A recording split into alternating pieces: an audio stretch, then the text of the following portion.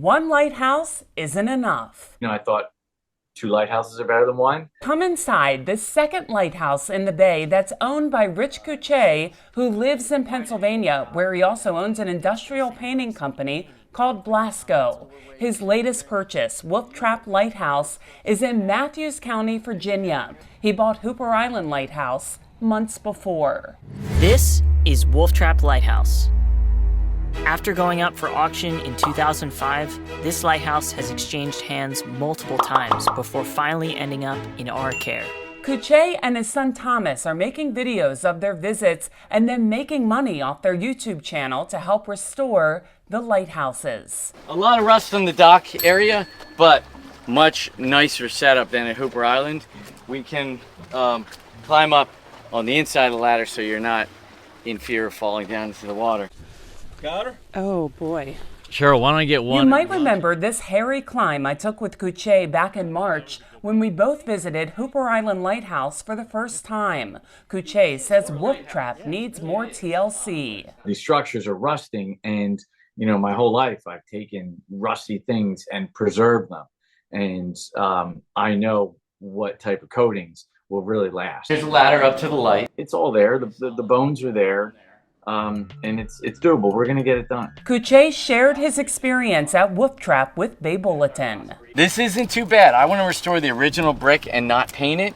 So we're gonna get all the paint removed and we'll put a sealer on here. But this brick, this is from 1894, and look, it's in really nice shape. A lot of sand showing in this, the grout. He says just about all the windows are missing, but he plans to put in historically correct windows. Parts of the railing are also missing, but he will fix it before the public is invited to step on. Interior, looks like the original floor is here. That looks like oak. And looks like they put some type of flooring on top, so it looks worse than it is.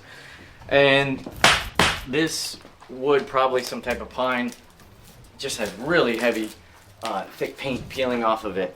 But the wood's there, so it's all there. Wolf Trap is a brick octagonal structure, so cool, and it's just amazing. And then Hooper Island is your typical spark plug style. It's taller. It's also amazing in a totally different way. Let's go upstairs, Thomas. You might look at Wolf Trap and think it's in disrepair, but Couchet sees it as his next adventure in life. He plans to solicit help from carpenters and plumbers.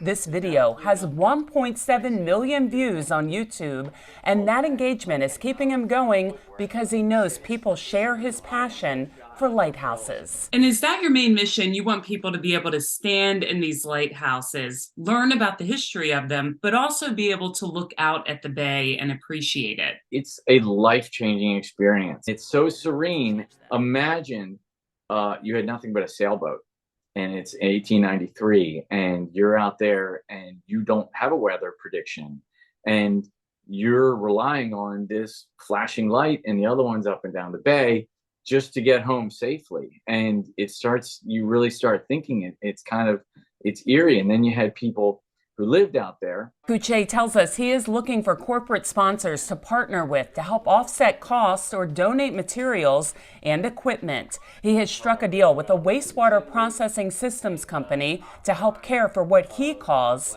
his babies. Will you be having another child? We are trying for another lighthouse child. It's looking good. I can't talk about anything until it's a done deal, but it's our hope to restore as many lighthouses as we can. He formed the Lighthouse Centers, and it is plural. Couchet already has approval to build a dock and lift at Wolf Trap, so the public will be invited on once it's safer than these climbs. For Chesapeake Bay Media's Bay Bulletin, I'm Cheryl Costello.